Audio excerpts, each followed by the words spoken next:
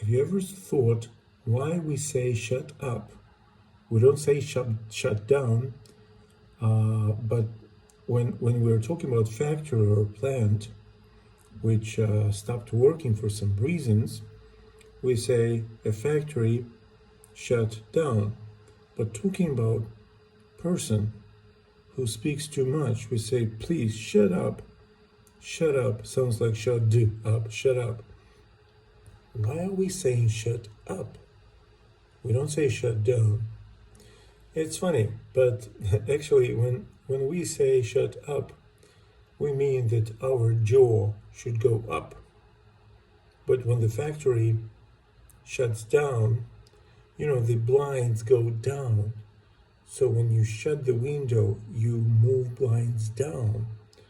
But when we shut somebody, we move jaw upwards. That's why we say shut up.